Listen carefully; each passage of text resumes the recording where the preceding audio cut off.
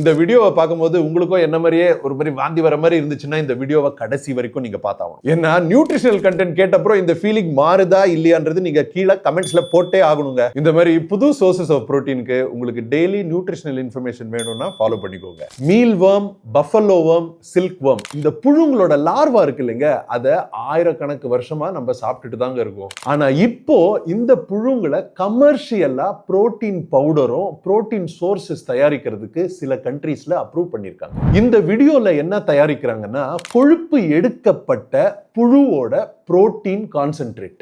இந்த புழு பவுடர்ல 100 கிராம் எடுத்தீங்கன்னா 70 கிராம் புரோட்டீன் இருக்குங்க. அண்ட் இந்த புரோட்டீனோட காம்பினேஷன் முட்டைக்கும் வே புரோட்டீன் அளவுக்கே நல்லா இருக்கும். 5ல இருந்து 15 கிராம் ஃபேட் இருக்கும், 7ல இருந்து 10 கிராம் கார்போஹைட்ரேட்ஸ். இதை தவிர இதுல B12, அயர்ன் அண்ட் ஜிங்க் நம்மளுக்கு ஒரு நாளைக்கு எவ்வளவு தேவையோ அதை விட அதிகமாவே இருக்குங்க. இது மட்டும் இல்லைங்க, ஆடு மாடு கோழி வளர்க்கறதுக்கு எவ்வளவு நம்மளுக்கு லேண்ட் தேவையோ எவ்வளவு நம்மளுக்கு தண்ணி தேவையோ அதெல்லாம் இதுக்கு தேவையே இல்லை. இந்த புழு சாப்பிடுறதுனால என்வாயரன்மெண்ட் மேல வர இம்பாக்ட் ரொம்ப கம்மி. அண்ட் இதனால யூரோப், USA, ஜப்பான், சிங்கப்பூர்ல இந்த புழுங்களை ஹியூமன் கன்சம்ஷனுக்கு இப்போ அப்ரூவ் பண்ணிருக்காங்க. அது மட்டும் இல்லைங்க, இந்தியால கூட கர்நாடகாலையும் நார்த் ஈஸ்ட்லயும் நிறைய ஸ்டார்ட் அப்ஸ் இதை இப்போ ப்ரிப்பேர் பண்ணிட்டு இருக்காங்க. ரிசர்ச் நடந்துட்டு இருக்கு. நீங்க இந்த புரோட்டீனை சாப்பிடுவீங்களா இல்லையா? எஸ்பெஷலி நியூட்ரிஷனல் கண்டென்ட் தெரிஞ்சப்பறம் இது டேஸ்டியா இருந்துச்சுன்னா என்ன பண்ணுவீங்கன்னு கீழே கமெண்ட்ஸ்ல போடுங்க.